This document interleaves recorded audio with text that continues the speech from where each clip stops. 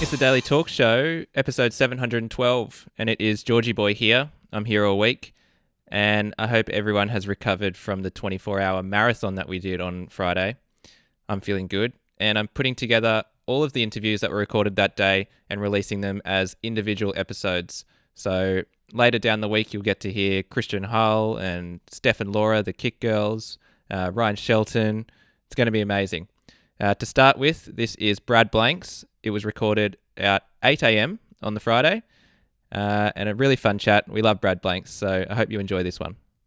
Brad Blanks. Here he is. Give me a second. I'm just going to turn on your mic, Brad. There you go. How are you, Brad? Great. Look at these legends. It's beautiful to be with you fellas.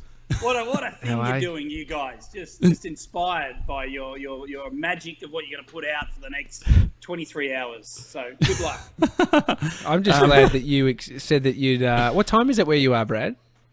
Nearly 6 p.m. So, Okay. we're preparing dinner, all that sort of stuff. But, I'll continue to check in over the next 23 hours and make sure everyone's upright and staying spot on and on the ball. So, have you done anything outrageous? I mean, Brad, you've been in Elmo once, which can you tell that story?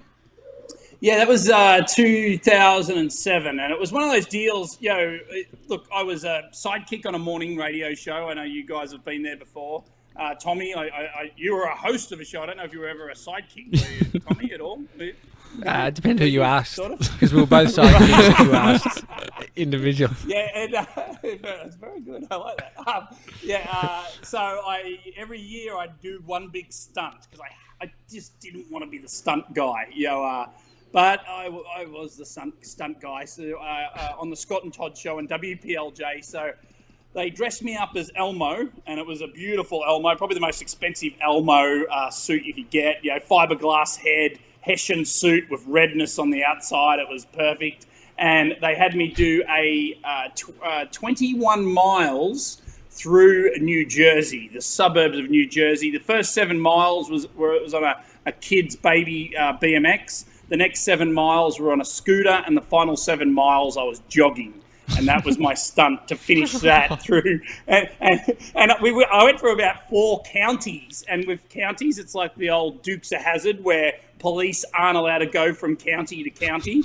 And the police gave me an escort. They loved it. The police were all on board, right? But as we get to a county border, I'd have a 4 police car cavalcade and me in the middle, Elmo dress, and the police would fan off, and the next set of cars would join me, Elmo, as we keep travelling through New Jersey. I think I caused about 3 traffic accidents as well, and shut down the whole of North New Jersey during that stunt. But yes, but nothing as wild as a 24-hour broadcast. This is very commendable, fellas.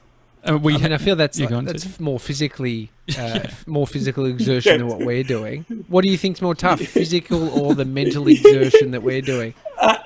Look, they're both equally important in life. Mental will be tough. Smelling, the smells that you all will exude out of your bodies. You're in different locations, so that's good, right? We're all split up, I guess, or is there anyone next to each other? Oh, good. But there'll be a lot of sweating moments. There'll be interviews that will go sideways and blood will run to all parts of your body. You've been there before, guys. Well, I mean, I feel like you've been there more than us. What's the tip when something's going sideways? What do you do? Especially, I mean, we don't have the likes of Ricky Gervais or Jennifer Aniston on the show today, but close. Yes. Well, you actually have really good-looking people come on your show, so it's a good-looking show you put out there. But when it really went sideways for me once was I was hosting a live event with about 300 people, and it was for Coldplay. So it was Coldplay were on stage, this little intimate club. It's called the China Club, and it had every music executive from every different label all radio executives in there. And I was, the man in the crowd doing interviewing them up on stage, trying to get everyone involved. And I asked Johnny, Chris Martin's, let's call him, I shouldn't call him a sidekick, but I said, Johnny, are you going to host a cigar night when Chris has his next baby? Like that. And Chris stopped everything and said, mate, that's a personal question. You can't ask that in this environment. Chris Martin said that to me. And and the blood just rushed. It actually goes to your bottom first, the blood. I don't know what that means. And things just tightened up and the sweat started pouring down and I was crushed, and someone else quickly took up and they moved on to the next topic. And the only way you can come back is come up with a funny question or something entertaining 2 minutes later. And if you can get that happening, you can get back on track quickly. But even just talking about it now, I'm sweating, I'm perspiring. It was probably the most painful experience of my life. Yeah, but it'll happen to you guys today. I already feel, I know that it's going to happen. Brad, when we spoke to you, that was sort of early ISO. Are you finding a groove? How's things going? Yeah, it's a mental. It's mentally wild, isn't it? Because you guys are ambitious guys. You want to fit a lot into your day. You talked about, I think, Tommy, is it your missus that's going to do the 5:30 get-ups in the morning? Yeah. Is that right? Yeah. So we all want to do all these things. And the pressure mounts when you start not getting stuff done, in this sort of ISO, and you start going, geez, this was going to be my moment to write War and Peace. This was my moment to write the next great novel. When did you realise? Is there a specific moment, Brad, where you're like, oh, fuck, this is not happening? Yeah. Yeah, when your actual day job really kicks in, and my day job's being on radio, and then your day job asks more, and they want more and more, and you're like, oh, geez, this day job's actually quite hard, so it sort of exploded, the job, in terms of Zooming people and doing interviews, and then when you want to do something for yourself, you're kind of like, a bit lazy. I'll go have a early beer, or I'll try and do 20 sit-ups, you get to like 15. Oh, sorry, Brad. No, that was great. We're 3 minutes late. We're at the 23-hour mark. It took me. I actually had to download that file. That's awesome. But sorry to interrupt you halfway through. I thought you were about to bring Pitbull on. I thought that was going to be like. I don't know what happened then, but I think I felt like what you felt like in that interview. I just sort of zoned out. I was like, yeah, me too. I felt in control, so it actually felt quite good. We're 4 minutes late on the hour thing. We were trying to do that every single hour. So, that's probably fair, Josh. We probably went about 4 minutes late, or a couple of minutes late to the 7 a.m. start. So, yeah. I mean, now, hey, I've got a question for you guys. Okay. So Mr. 97's become a legend. He's when ISO comes down and he fires up his Tinder, it's going to be an avalanche. Well, he doesn't. He found a girlfriend on ISO, Brad. Wow! Really? You found a girlfriend? What happened? Oh my God! This is a girlfriend in ISO. This is what happened on the red carpet. What we're seeing. This is great. Yeah, so what happened, Mr. 97? You've been snagged, have you? Yeah, well, I mean, Grace, who listened to the show, we started messaging, and she's great. She's so much fun. So we're a bit of a thing. Boyfriend and girlfriend now. So. Jeez, Tommy and Josh, look what you're doing. You're changing lives. Yeah. Yep. Yeah, it was all us. Really trying, buddy. It was all us. We're trying. Now, your other guy that you've added to the show. Give me a rundown of this fella. Yeah, so there's George. So George is great. Yep. He's an epic editor. He's very good at putting together. He reminds me of you remember like Ryan Shelton would do those great Rove segments or whatever. He's just got a great sense of timing and comedy and all that sort of thing. So yeah, George, he's actually editing right now. He's doing highlights of all the 24 hours, which will come out next week. That's fantastic. So George, was there a video of him sleeping in like a sleeping bag or somewhere, and then you woke him up or something? I don't know. The Hump Day replay. Oh, that might have been the Hump Day replay. Yeah, the Hump Day replay. Yeah, that was a big Friday night drinks. Yeah. Right. Oh, look, mate, you've got a great cast surrounding there. Mr. 97, George, the young fella from Bathurst. Charles is helping us. It's great. And so you're going to join us in the middle of the night. I can't remember the exact time. Yeah. What was the time that we? So at 4 a.m. 4 a.m. your time. 4 a.m. our time. Yeah, that's fine. Yeah, that's good. Yeah. And then after that, we have Hamish Blake, who I believe is joining us on a training bike. I said, hey, we're thinking like it'd be great for us all to go on bikes. The only thing is we haven't been able to organise bikes. I don't know if it's a bit of a stitch up if he rocks up in Lycra and sort of is ready for a ride on camera. But what time do you have it, Hamish? 4:40. So you're great. Yeah. Awesome. So you can do the handover. You can do the do the high five. That'll be wonderful. Have you been to Manhattan at all since we last spoke? No, I haven't. No, that's it's crazy. Now I heard from a friend of mine who was in the epicenter of all that Queens disaster that we spoke about with the Elmhurst Hospital. Just a couple of miles out of Manhattan, and he said he lost a lot of people in the neighborhood, which is very sad. But his words were it was the epicenter of it all, and but that hospital now is relatively calm. So unfortunately, a lot of people passed, but they got over that. They've got over that hump, but New York's still a ghost town. Mm-hmm. Are you guys getting back to things opening and shit now, or? Out in Long Island, there's movement, but still, obvious. It's all we want restaurants and bars, but that's never going to happen. But that's not going to happen. And we're out near a beach, and so that's sort of a festive area. Who knows what summer's going to bring? Is summer going? I mean, it won't be like previous summers, obviously. So we're not sure. Where did you take us for lunch, Brad? When we were in New York City, we went somewhere uptown.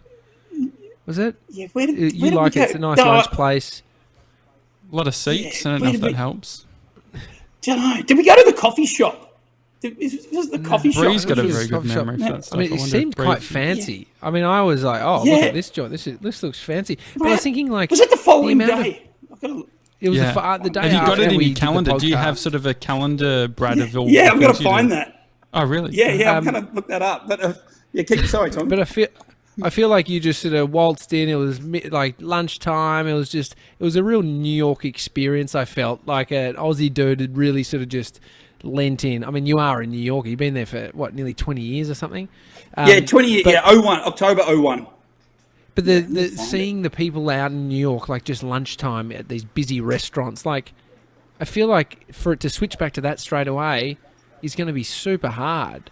Don't you think? Yeah, you've nailed it. No, it's super hard. Like to unpack this is craziness because I've gone to New York because I want to be around the people, the excitement, the buzz, everything you read about. Like I was a Woody Allen fan and a Seinfeld fan, and then I want to be there, and everything I loved that drove me to get there. And then I get there and I sort of live like a normal person, so I'm living like Woody Allen, but that's probably not a good example to live like. Anyway, that's a whole other story. But but it's a city where stories are developing every day in your life and people you're bumping into. And it's all about bumping into or crashing into people. Is that crashing into effect that makes it such a glorious place to live in going to be there? And I have 3 children. We've stayed in the city. We have a small apartment there that we love. We have a great building and a good area. And you're like, what's are we at a stage where we think we have to move out? We haven't started asking those questions, but it's along those lines. Well, Brad, your wife's from London, isn't she? Or England, isn't she? Yeah, England, that's right. Yep. And so then you're an Aussie. What accent do your kids have? The 3 kids that have grown up in Europe. Remember when Elle Macpherson got that what do they call it? The transatlantic accent? I think it's a bit international school sort of thing.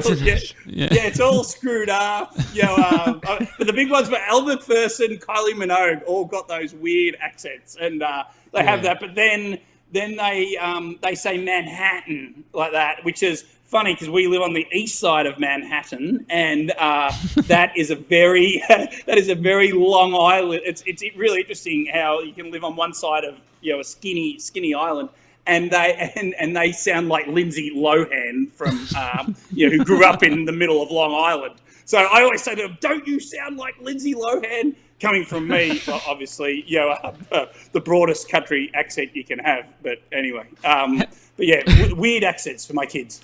How do you, like, Brad, you've got great access to people. Like, you had Ricky Gervais or whatever. You've had the Tiger King guy. Do you have any tips for securing great guests? Great, yes. Good question. And as I said before, my day job's exploded. Zoom has been good for me. Yeah. People are wanting to chat, and you guys are probably finding that. And but secure, if you're dealing with a publicist or their team, I always say it's going to be fun, it's going to be easy, and it'll be quick. You can save all the dirty jokes surrounding the setup I gave you then. But it's not how you want to promote yourself when you're in a nightclub. Mr. 97, don't say those things. He doesn't go to nightclubs. You're safe. At least it's fun. Good. It's fun. At least it's fun, yeah. It's just fun, at least. Yeah, so, no, but you want to put look, it's all a publicist game, right, in terms of what I'm chasing, and you've got to, and then it's their reputation with their client. They're being paid by their client to get the right people talking to them. So, but it's over years of hopefully coming across as that you're not into gossip and you're not trying to set them up, or you're just trying to have a bit of fun. Yeah. And this environment has really nailed that down. And look, my interviews have always come from doing phoners, the old school phoner for radio.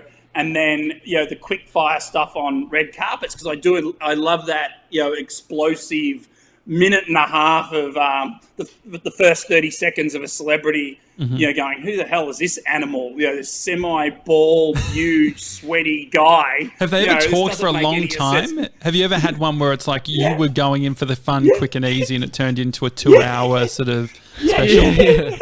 No, well, on a red carpet, this happened early. It was like 2003 or the end of 2002. I think it was the red carpet for Analyze That, which was the sequel to Analyze This with Billy Crystal and Robert De Niro.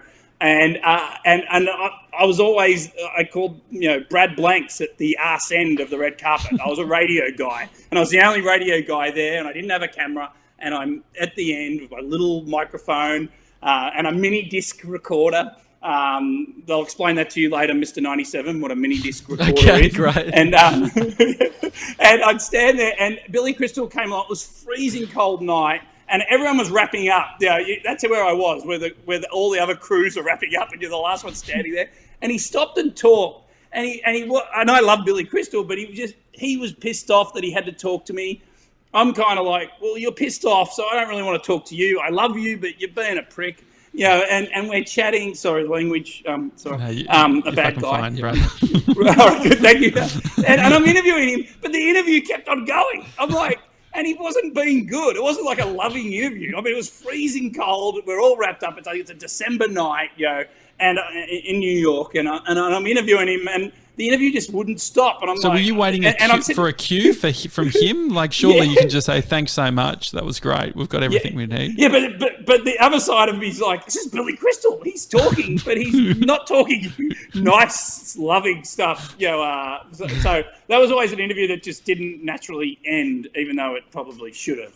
So, but look, I spend my whole career is built around interviewing people that don't really want to be interviewed by me, and then hopefully and then seeing their pupils open up, expand with a little bit of happiness at about the 40-second mark. And as you can see on you'll see on my YouTube page, you'll see them when they finally go, oh, this guy's actually, and then this guy's not that bad. He looks like a doofus, but we'll continue chatting to him. Now we know what's going on. But look, the whole game's changed again in interviews. You got the likes of talk show hosts now, like Fallon and Corden. They do the more personal style of interview now. Like carpool karaoke. I look at that and I say, well, Aussies and English talk show presenters have been doing that style of interview, what Corden does, for 30 years. It's just the Aussie and English personality. It's just that Corden managed to package that up and put it in a car. that works fantastically. Don't get me wrong, but that style of personality is very different to what happens in interviews in the United States. Have you got a go-to question, Brad? Just if I put you in front of a celebrity right now, you don't know who they are. You just open your eyes and you have to ask something. What do you start with other than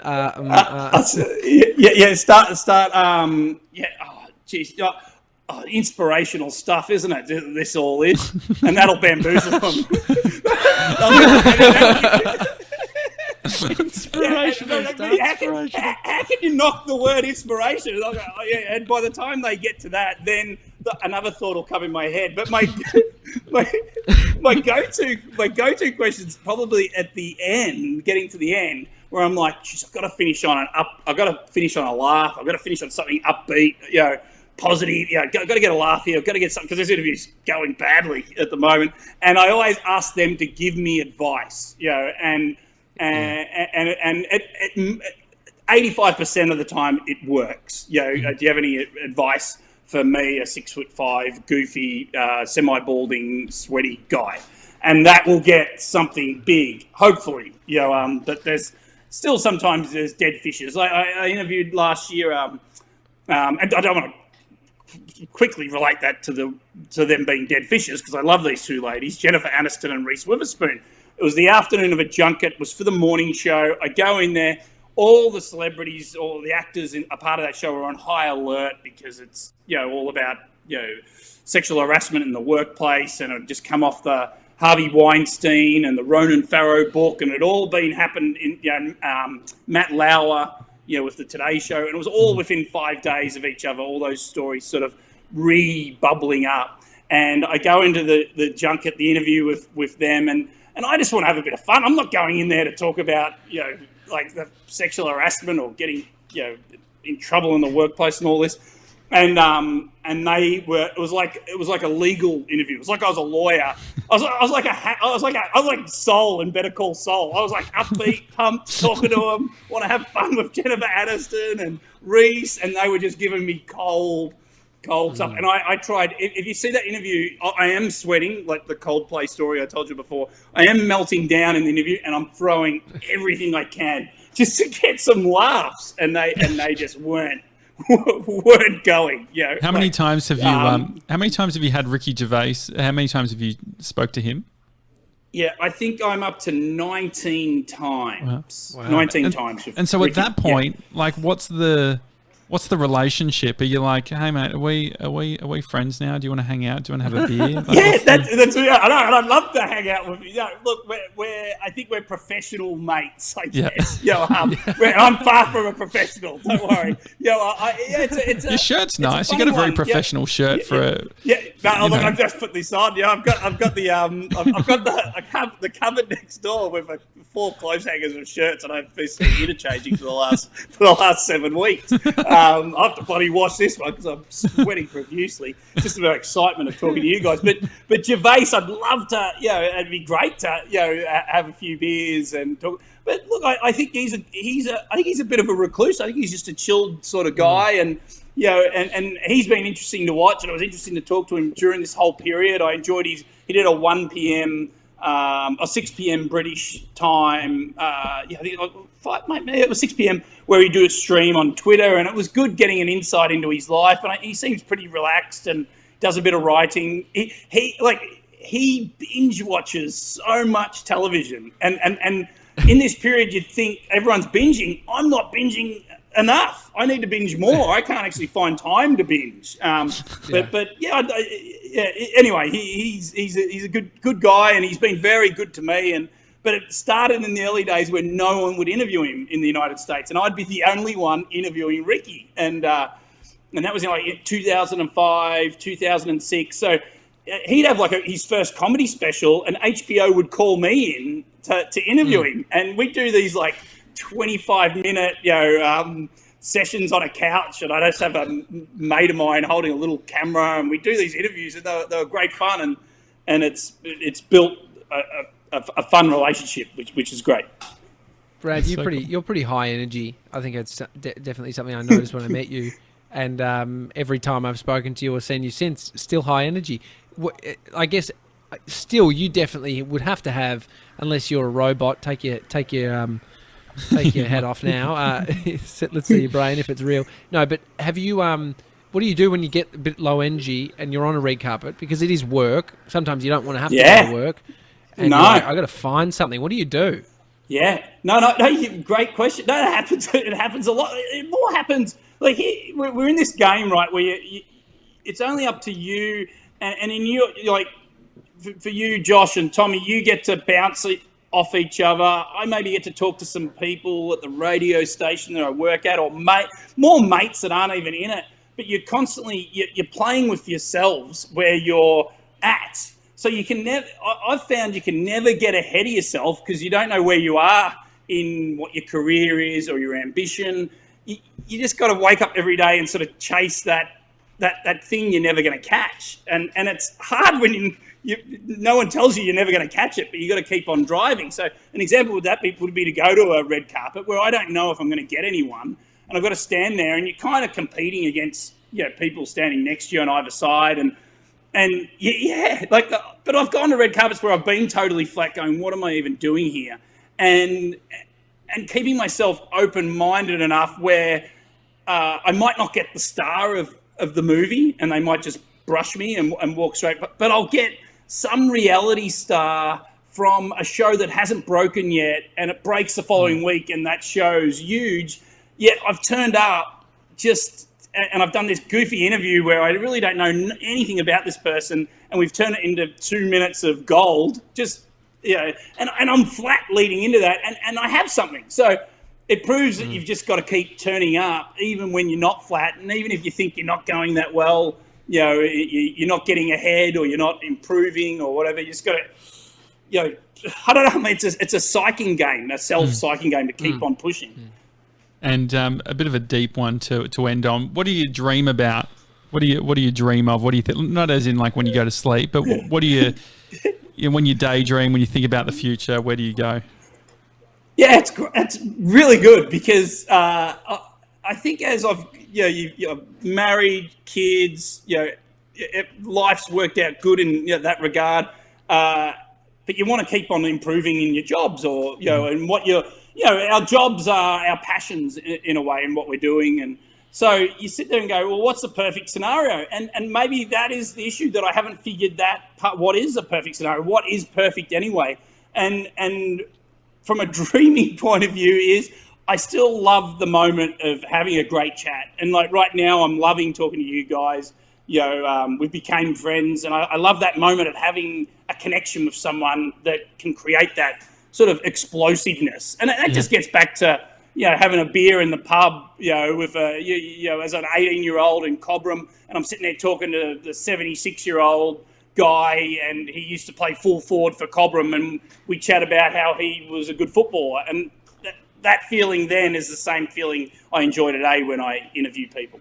Yeah, I think like it doesn't even matter who it is, whoever's met you, no. they always mention your energy, because Pete Shepherd, a mate of mine who you caught up with, he's the head coach at old MBA, Seth Godin's sort of program, and you caught up with Pete, and Pete described it as extremely high energy, and I think you'd had about 6 coffees. I was off my head that day, Tommy. You should have seen me. Like, I felt bad. I hope he didn't think I was running to the toilet and doing something bad, because I was jacked. What had happened to me is I'd stopped drinking, and I think I got him about 3 weeks into my not drinking, and I was running. I was training for the New York Marathon, so I was like going through this whole stage. I'm like jacked. And the poor guy got me at 100 miles an hour, and I was excited to meet him. And I'm a fan of Seth Godin's, like you guys, and I wanted to hear everything about that. But the stuff going on in my head to him, we were in a diner and we didn't eat anything, the waitress was so pissed off. Yeah. Like, and you were yelling. You were yelling a bit, like when you were talking. Yeah. Yes, I was yelling, and I had to keep saying, "Mate, I'm sorry." And what a great guy he is. He's like, "No, bring it on, keep going." And he was encouraging me. The human periscope, right? That's exactly. Human Twitter, periscope, exactly. Bloody good bloke. And he was due to come over. He emailed me a few months ago and said, "I'll be in New York in April," and I was excited again. I was hoping to have a few beers with him, which hopefully would be a more subdued version than a fat guy training for a marathon that had lost about 10 kilograms and was drinking. It was smashing. He loved it. He was like, it was a highlight of his New York. Like, I think that's what makes trips, right? Meeting people and so good. You'd rather be memorable than not, I guess. Boring. Next time I'll try and act like a straight man. Like, see Big Pete again. But I hope you guys are. I hope I've been like a fluffer. Oh, mate, you've been great. I'm fired up, definitely. Yeah, good. Well, I commend what you're doing, and I know you're going to have fantastic guests, and it's wonderful. And say hello to George as well. Awesome. All the better. Look forward to meeting him. And Mr. 97, you're a champion, and the young bloke. Charles, you'll get Charles. I'll jump you off to Charles. He's in the green. Yeah. We've set up a virtual green room. So at the end, it did definitely come through to YouTube. Just PS, because I saw it on YouTube. A shot on CP from Quadlock. He took a photo of the screen. He was just loving it. Oh, really? I definitely saw Charles there. Oh, that's interesting. Unless that was Charles. Unless it was Charles taking a photo of his own screen. Oh, no, that could have been. Yeah. Anyway, I've pushed it across anyway, so there we go. Great. Brad, thanks, mate. And I'm looking forward to... can you be nice to us when you come back on in like 20 hours or something? Can you... Yeah, it'd be very nice. Just pump us up. Can you interview us? Nice. It'll be weird. It will get real fucking weird. Why don't I'll interview you guys, all right? We'll ask you about... We'll do a bit of news, because it'll be 2 p.m. Okay, great. Bit of New York news, what's going on in the world, what's happened, great. And be a good time. Friday afternoon, we'll do a stock market report, something like that. I'll be talking shit, Brad. Don't worry about that, mate. Yeah, pump, guys. Well, wonderful. Good luck. Go get them. Awesome. Thanks, buddy. Thanks, Brad.